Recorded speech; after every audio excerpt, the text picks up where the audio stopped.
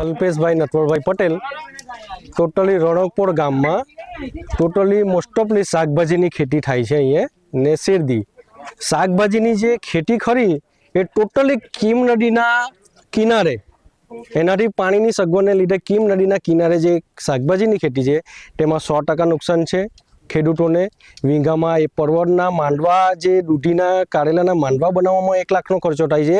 માંડવા રહ્યા જ નથી માંડવા બધા ખેંચાઈ ગયા છે માંડવામાં 100% નુકસાન છે ક્રોપનું નુકસાન તો છે જ પણ ખેડૂતોને જે મંડપનો ખર્ચો હતો તે પણ 100%નું નુકસાન છે આ તમે બ્રિજ જો આ બ્રિજના લેવલની ઉપર પાણી હતું એટલે તમે વિચાર કરી શકો કે પાણી કેટલું હતું ટોટલી ખેતરો બધાના ડૂબી ગયા કશું રહ્યું નથી બધું પટી જ ગયું છે જેના ઊભા મંડપ છે એને પણ ક્રોપ તો રહ્યો જ નથી ક્રોપ તો જતો જ રહ્યો એમનો પણ બધો સુકાઈ ગયો છે સરકાર પાસે જલ્દી સર્વે કરે જલ્દી સહાય કરે સરકાર તો ખેડૂતો પાછા બેઠા થાય નવું કરીને એવી સરકાર પાસે માંગણી। મારું નામ પટેલ મિરેશ કુમાર રમેશભાઈ છે। રણકપર ગામમાં 2024માં 3 વાર પૂર આવ્યું રેલ આવેલી તે માટે ખેડૂતને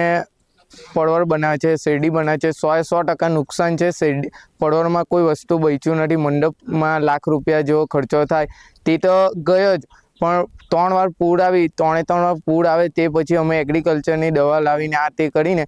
પડવળને પાછા રિપીટ ચાલુ કરવા માટે અમે ખર્ચો કરીએ તે ખર્ચો 3 વાર કર્યો તે છતાં નુકસાન આ વખતે 100% રેલ વધુ આવી તે માટે આ વખતે બધું પટી ગયેલું છે તો સરકારને અમારે એટલી જ અપેક્ષા છે કે અમારી થોડી ઘણી સહાય કરે અને એ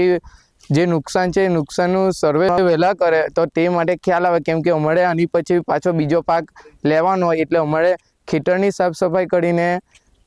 કામ અગાડી ચાલુ કરવું પડે તે માટે સરકારને નિવેદન છે કે એગ્રીકલ્ચરની લાઈન છે તે એગ્રીકલ્ચરની લાઈનમાં પણ બહુ પ્રોબ્લેમ છે અમારે દિવાળી પહેલાં અમને બીજા પાક માટે પાણી જોઈએ તો તે માટે એગ્રીકલ્ચરની લાઈન એવું બધું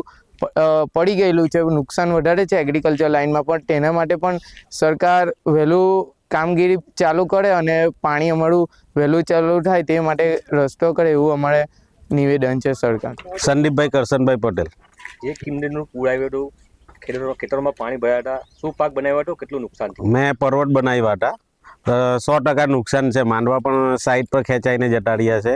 એટલે 100% નુકસાન છે। કેટલા રૂપિયાનો ખર્ચો કર્યો હતો? હવે રૂપિયાનો મંડપ બનાવવામાં ખર્ચો થાય છે અત્યારે જ્યારે ચાલુ હતા અત્યારે સિઝનમાં ત્યારે જ ખેંચાઈ ગયો એટલે હવે